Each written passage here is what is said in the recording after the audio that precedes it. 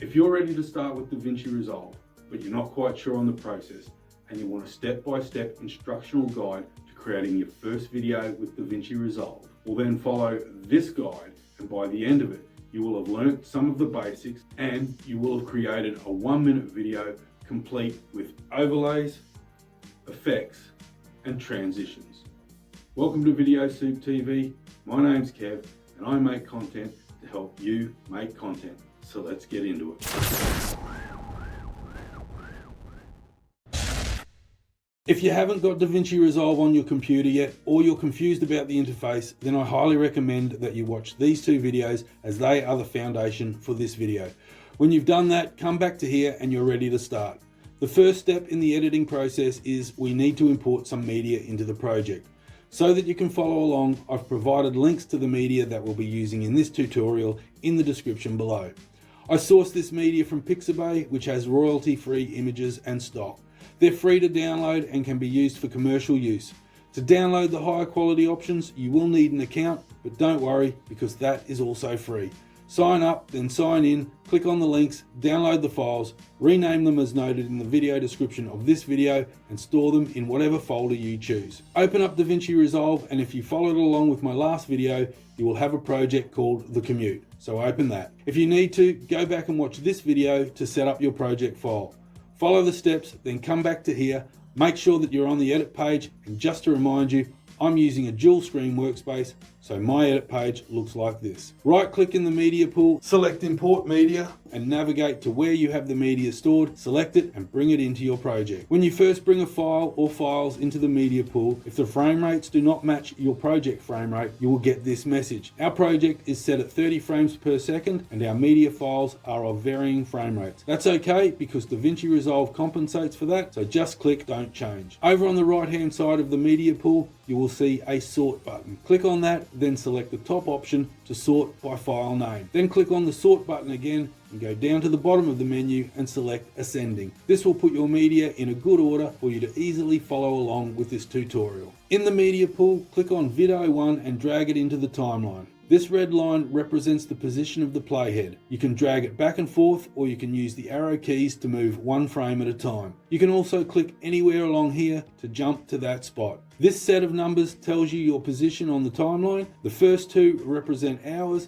the second two are minutes, followed by seconds, and the fourth set are frames. Our project is set at 30 frames per second, so as you advance the playhead, you can see every 30 frames, the seconds advance. There are some tools above the timeline, and for this project, we will use the selection tool, which allows you to select a clip by clicking on it, indicated by a red border, move clips within the timeline, and when you hover over the end of a clip, the tool will change to this symbol, which allows you to grab the end of a clip and change the length of the clip. We will also be using the blade tool, which is for cutting clips. This line is where the cut will be, and this counter shows the position. Remember to change back to the selection tool so that you don't cut somewhere that you weren't meant to. If you do make an error, you can undo via the drop-down menu or Ctrl-Z. When the snapping tool, which looks like a magnet, is activated, it will automatically butt clips together when they are dragged close to each other. This slider will zoom the timeline in and out so that you can get right in on a particular frame. Each mark represents one frame. When you have a clip selected, the inspector is populated with the details relevant to that clip, and any changes made will be applied to the selected clip. If you can't see the inspector, click this tab. Also, clicking these headers will expand and collapse these functions, and toggling this button will turn that function off. Leave transform on and expanded. We will explore the inspector more as we progress. Over on the left hand side, we have the video and audio channels. You can add more by right clicking on the channel area and choosing the desired option, or by dragging a clip up for video or down for audio. You can remove a channel by right clicking again and delete individual tracks or all empty tracks. To remove a clip from the timeline, select it, then hit backspace. So let's clear the timeline and drag a fresh copy of video 1 back into the timeline. When you drop a clip into the timeline, or even just click on the timeline, the viewer will show the timeline, and that is indicated here. Also, when you first drop a clip on the timeline, it will create a timeline clip that will appear in the media pool. The first clip has no audio, so we will add our own. Double click on Audio Effecto 1 in the media pool. The viewer now changes to show the clip in the media pool.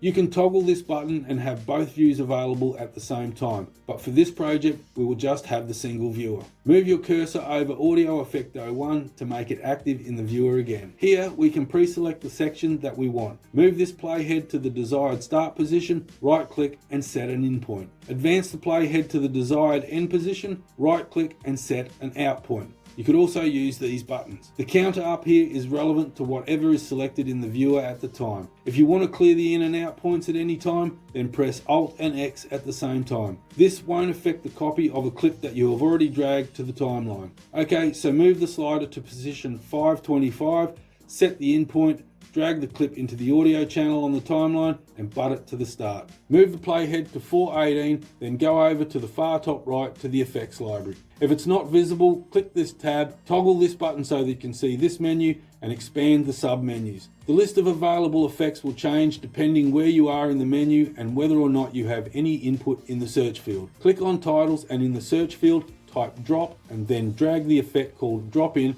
over to the playhead in the timeline. You can't see this text at the moment because it comes in from off screen, so move the playhead forward until the text is visible. Make sure the text clip is selected and then in the inspector select video, then title and change this text to The Commute. Click on the font and we will change that to Impact. Click in the color field and change the color to black. Now change the size. You can do that by clicking and dragging left or right in this area, or you can double click to highlight the input and type the size required. Set it to 0.09. At this point, click on playback in the drop down menu. Hover over render cache and then select smart. You will see a red bar appear above the title clip. This clip is a Fusion clip and doing this will help you with smoother playback. Wait until the line turns blue and you're good to go. This bar will appear over anything that is related to Fusion, and every time you make a change to a Fusion related clip, it will re-render. Let's have a quick look at what we've done so far. Drag the playhead back to the start, click play in the viewer, or use the keyboard shortcut, which is the spacebar. So we have a rally car coming towards us and we have audio to match and we have our title. Playback will stop at the end of the last clip or when you hit the spacebar again. Let's enhance this a bit. We want to make the text and the video zoom in simultaneously, and an easy way to do that is to use an adjustment clip. Go over to the effects library, select effects and drag an adjustment clip into the timeline above the text. Make sure it's selected, move the playhead to the 9-second mark, go over to the inspector and click this diamond to make it red. This puts a zoom keyframe on the clip. You can see that if you click on this symbol and open the keyframe viewer. Now advance the playhead to 917 and then double click in either of the zoom values. X is for stretching horizontally and Y is vertical. When this link symbol is selected, if you change one value, it changes the other as well. Change the value to 3.7 and hit enter. Because you already have a keyframe on the clip, doing this will add a second keyframe to the clip at the location of the playhead. By using an adjustment clip, the effect is applied to all clips below it. The image is now larger. You can jump back and forth to each keyframe by using these little arrows. You can also delete a keyframe by having the playhead on it and toggling the keyframe off, and you can reset zoom by clicking this reset button. This one will reset all of these back to their original value with one click. We want to leave the keyframes on the clip, so if you just deleted them, then Ctrl Z until they return. Close the keyframe viewer by toggling this button off. Move the playhead out of the way and hover the selection tool over the top corner at the end of the text clip to make this little white box and arrows appear, and then drag the box to the left. This number will appear, so drag the box back to the value of -15. This will create a 15 frame or half a second fade out effect. Remember that the more you are zoomed in on the timeline, the more ease of accuracy you will have. Now do the same to the clip below, then go to the start of the clip and add a fade in to the start. Drag this one to 1:15, which equals 1.5 seconds. Drag the playhead back to the start, hit play, and take a look at the change.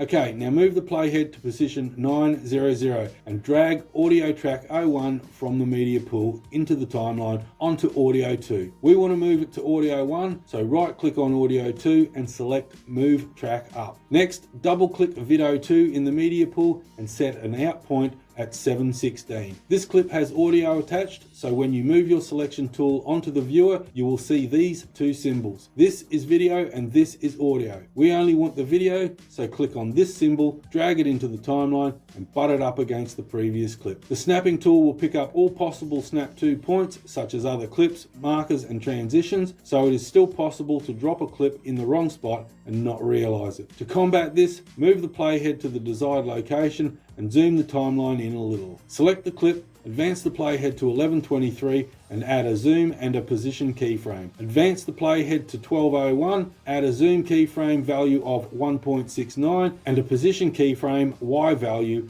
of 223. Advance to 14:04 and add another keyframe to each at the same value just by clicking the diamond. Advance to 14:12 and add a zoom keyframe value of 2.44. Add a Y position value of 488. The closer that the keyframes are to each other, the more instant the effect will be, so this will create a fast jump zoom. I've already predetermined the placement of everything so as to be in time with the beat of the music. I won't keep reviewing our progress as we go, otherwise this video will be too long, but feel free to pause this video at any time and play each section as it's created, or take the playhead back to the start and review the lot. I've also uploaded the end result to my channel so you can see what your project should look like. The link is in the description. You can also play the unedited version of each clip in the media pool in advance if you want to see what it was before the changes. From this point on, unless I say otherwise, when you drag a clip into the timeline, butt it up against the previous clip. Use this slider down the bottom to advance through the timeline as we progress. Okay, let's get cracking.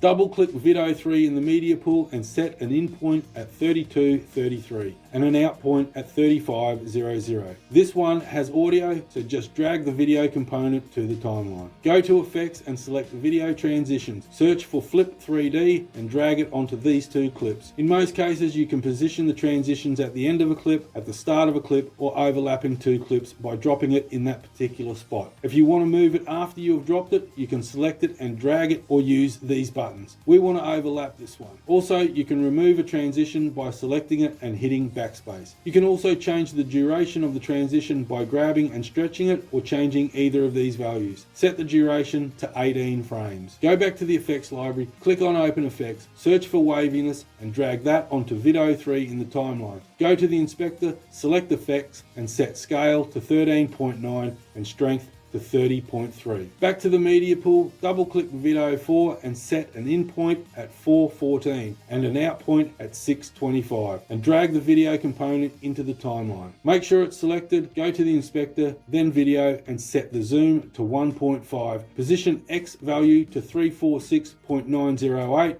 and position Y to -184.592. Go back to video transitions, clear the search field and drag blur dissolve across the last two clips. Back to the media pool, double click video 4 again and set an in point at 9:17 and an out at 17:13. Then drag the video component into the timeline. Select the blade and cut the clip at the 24-second mark. Now cut it once more at 26:11 and drag that last section up to video track 2. Select the second video 4 clip in the timeline, go to the inspector and set zoom to 2.5. Position X to 316.327 and position Y to -89.629. Select the last video 4 clip in the timeline and move the playhead to position 26:11. Then go to the inspector and add a zoom and position keyframe. Move the playhead to 28:21 and add another zoom keyframe with the value 3.86 and position X 165.782 and position Y 294.545. This will create a slower zoom than the one earlier. Now move the playhead back to 28:15 and in the inspector go to composite and add an opacity keyframe. The value will be 100. At 29:03 add another opacity keyframe with the value of 80. Move to 29:05 and add another one with the same value of 80. Then at 29:14 add one more opacity keyframe with a value of 0. Move the playhead back to 28:15, select video 5 in the media pool, set an in point at 05 and an out at 8:07 and drag it into the timeline. Butt it up to the playhead on video track 1, right click on the clip and select change clip speed. Set the value to 82 and click change. Move the playhead to 3811, then grab the end of the clip and extend the end of the clip to the playhead. Select the blade and cut the clip at 3209 and once more at 3317. Change back to the selection tool, select the second portion of vid 05 and move the playhead to 3209. Go to the effects library, select open effects, remove the previous search input and drag zoom blur onto the clip. Go to the inspector, select effects and add a zoom amount keyframe with the value 0. Move the playhead to 3317 and add another one with the value 1. Go back over to video transitions, search barn door, then drag that onto the start of the third vid 05 clip. Select vid 06 in the media pool and set an in point at 126 and drag the video component into the timeline. Right click on the clip and select retime controls and right click once more and select retime curve. We're going to create a sudden slowdown then speed up effect. Move the playhead to 4309 and click here to add a keyframe. Now hover over the red line on the right hand side of the keyframe and drag the line down until this value is 11.32%. The clip will now do an instant speed decrease from 100% to 11.32%. Now click on that keyframe to turn it red, then click on this button here. This will add a curve which will change it to a gradual slowdown. Dragging these points left or right will change the length of that curve. Move the playhead to 42.23 and stretch this point to the playhead. Now move the playhead to 4412 and add another keyframe. Click on this arrow and select reset to 100%. Now right click on the clip and uncheck retime controls and again to uncheck retime curve. Select the blade and cut the clip at 4623 and at 4906 cut it again. Do another cut at 5117 and one more at 5311, then change back to the selection tool, select the last vid 06 clip and hit backspace. Go to video transitions, search for spin and drag it onto the start of the second vid 06 clip. Select the transition and set the frames to 35. Back to video transitions, search for tile wipe and drag it onto the start of the third vid 06 clip. Select the transition and set the frames to 35 and rotation to 360. Back to video transitions again, search for warp and drag it onto the start of the fourth vid 06 clip. Select the transition and set the frames to 35. Now we add the video component of vid 07 to the timeline with an out point set at 1006. This clip has a width of 1746 and it doesn't fill the screen. Set the zoom to 1.4 and position Y to 54. Now go back to the media pool, select vid 08, set an in point at 1226 and an out at 2411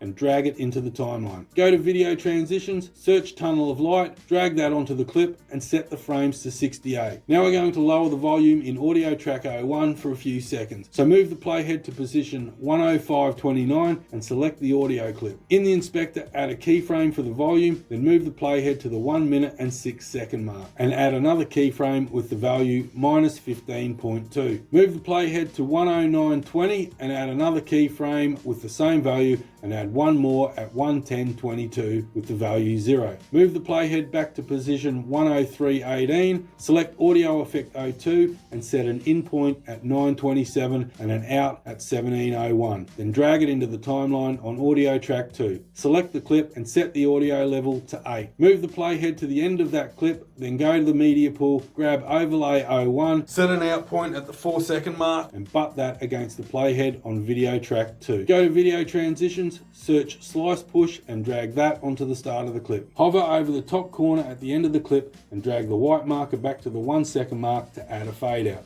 And do the same with the clip below. Move the playhead to 114.23, select audio track 01 and add a volume keyframe. Move the playhead to 116.20, add another keyframe and set the volume to minus 100. Select the cutting tool, cut the audio clip at 115.18, change back to the selection tool, select the unwanted portion and backspace. Okay, the editing part is complete, so review it to see if you're happy, then go to the bottom of the screen and select the deliver page, which is a single screen page to turn your project into a video that you can share with your friends. There's a lot of settings here, but generally you can leave most of it alone. Give your video a name, choose where you want it to render to, click on audio and make sure export audio is checked, go back to video and make sure export video is checked, select the format and the codec. We'll go with MP4 and H.264. The resolution and frame rate are based on your project settings, so leave them and the rest should be okay. Now click add to render queue. This will put a job over in this panel, then click render all and let it do its thing. A moment later and your video is done. Go to the folder that you rendered it to and then play your video. So there you go, DaVinci Resolve is beginner friendly. Let me know how you went in the comments below. Thanks for watching, like and subscribe, and until next time, stay creative.